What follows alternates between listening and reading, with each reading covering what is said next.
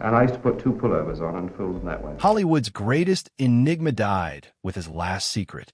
In 1990, Dirk Bogarde appeared in his final screen performance. But something terribly went wrong. The man who had stunned the world with provocative movies suddenly became reticent about this one. He incinerated his own documents, smashed his diaries, and clammed up. Friends described him as being embarrassed, but the reality was grim. What occurred during those last few months of shooting that led Britain's greatest actor to want to wipe out every memory of his previous performance? Dirk Bogarde was born on March 28, 1921, in Hampstead, London. His full name was Dirk Jules Gaspard Ulrich van Vandenbach. The name sounded like a tale. It had traces of his English, Scottish, and Dutch heritage. His Flemish side connected him to European roots, and his middle names exuded an air of European nobility. But beneath that elegant name was a boy who spent his life concealing as much as he exposed. Dirk knew from the beginning how to act. Even his own stage name, Dirk Bogarde, was a guise he assumed post-World War II. It made him appear more down-to-earth, but it hid a much more complex reality.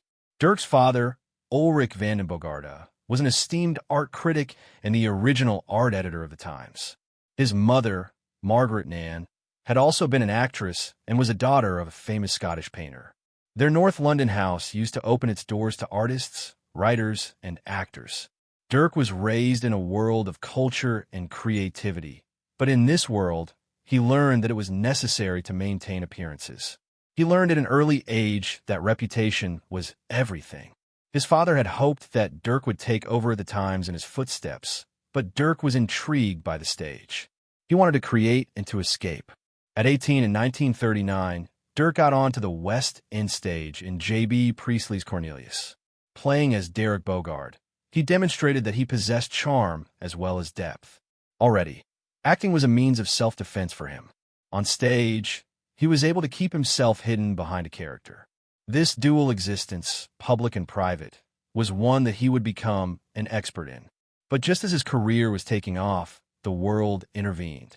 There was war, and Dirk's acting career was postponed. Before the war, Dirk attended Chelsea College of Art. There he learned from well-known artists such as Henry Moore. He not only honed his eye for detail, but also learned how to construct an image. His passion for art and literature, particularly for World War I, conditioned his perception of the world. When World War II arrived, he had no choice but to leave school. But what he studied at Chelsea remained with him, and it was reflected in all that he did afterward as an actor, as a writer, and as a painter. Dirk enlisted in the British Army in 1940.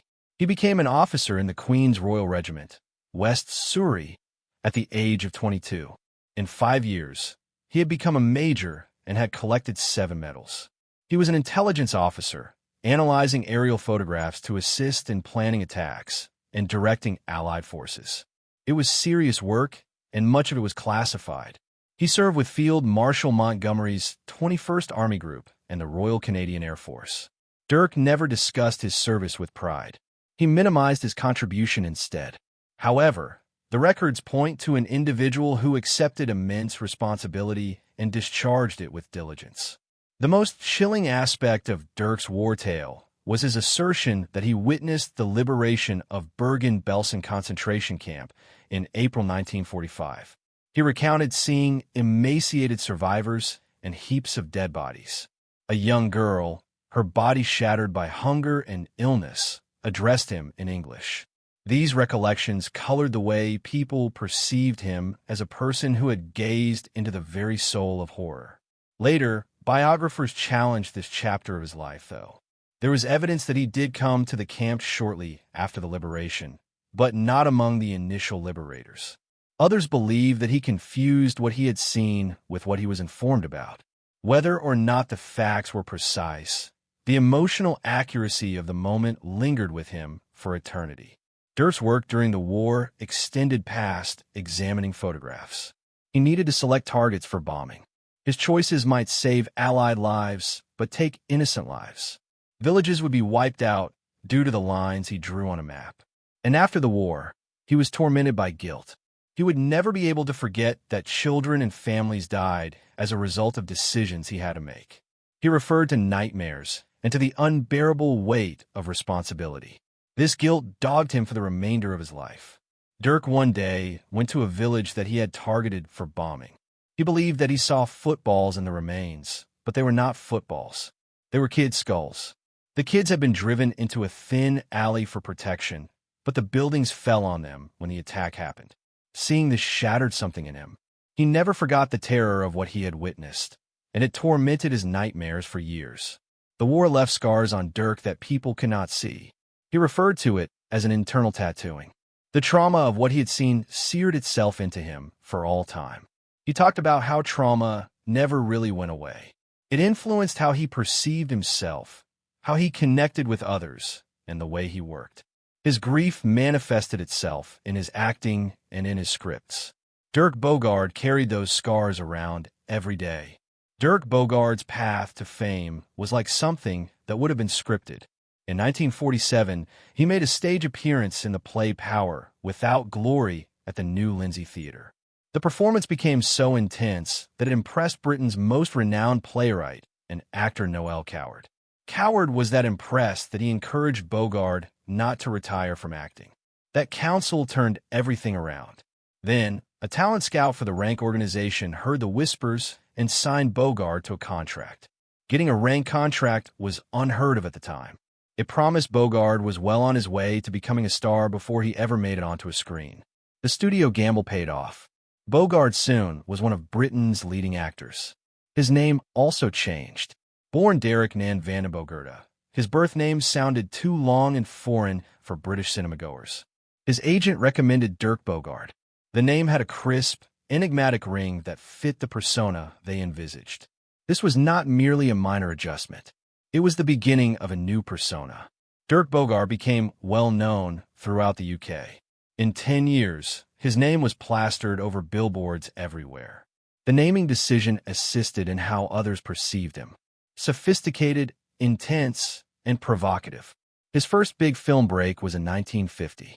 He portrayed Tom Riley, a cold-blooded police murderer, in The Blue Lamp. This was a shock to the audience.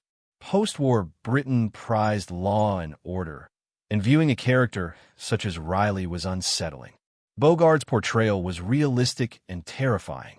The film was awarded the BAFTA Award for Best British Film in 1951.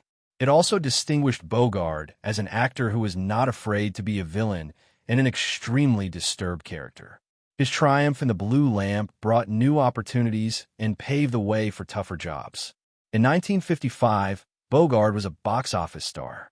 His performance as Dr. Simon Sparrow in Doctor in the House, 1954, established him as a household name. That film attracted 17 million admissions during its first year. He was Britain's box office leader in 1955 and 1957. Everybody adored him as the clean-cut, debonair hero. But even then, Bogarde was hemmed in. He yearned for more than the safe, routine roles that fame offered. This desire for better parts was already simmering within him. Success was paid for in a big contract. Bogarde signed a 14-year contract with the Rank organization. He initially made $30 a week. That increased as his movies became blockbusters. The contract provided him with financial stability, though it also bound him to parts he did not desire anymore. Already, even while signing the agreement, Bogarde was contemplating escaping. He did not want to be merely a matinee idol. He aspired to engage in work that transcended the superficial. In 1961, he took a courageous step. In the middle of his popularity, Bogarde quit Rank.